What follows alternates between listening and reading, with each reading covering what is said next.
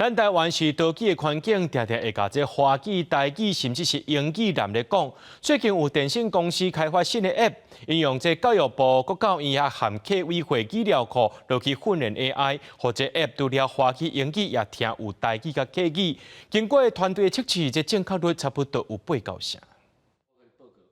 有用户体验了讲吼，敢会使讲会使直接甲讲的话，若讲台语会使输出做台语的文字。你感觉这个功能安怎？这个很好，很有趣嘛。若讲话、若录音，即马手机也有真侪 App 会当摕来做会议记录，也是访谈代志稿等等。听华语、英语较无啥大问题，毋过若要用来听台语，正确率就无讲介理想。为着要开发出适合台湾多语环境的工具，最近有电信公司开发出新的 App AI 听写大歌，除了华语、英语，当得连台语含客语都听有。根据测试，正确率差不多8、9成。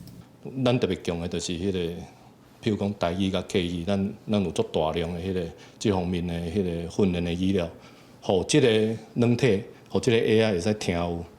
开发团队表示 ，AI 听写大歌这个 App 自去年12月就开始动工，目前已经开放予民众免费体验。未来嘛会针对无共的使用者有收费的方案。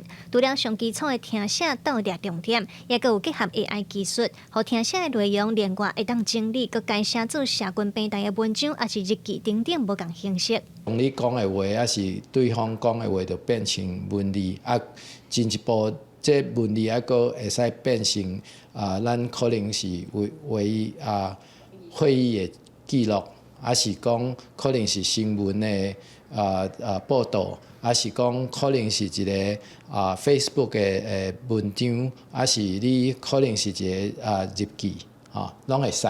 另外，团队指出，目前声音的来源若是台语 ，App 听写出来文字又阁是中文。不过，因为有未少用户反映，希望会当来输出做台语文。团队表示，未来有打算会增加这个功能来满足台语用户的需求。记者卢尚如、郑俊尧台北报道。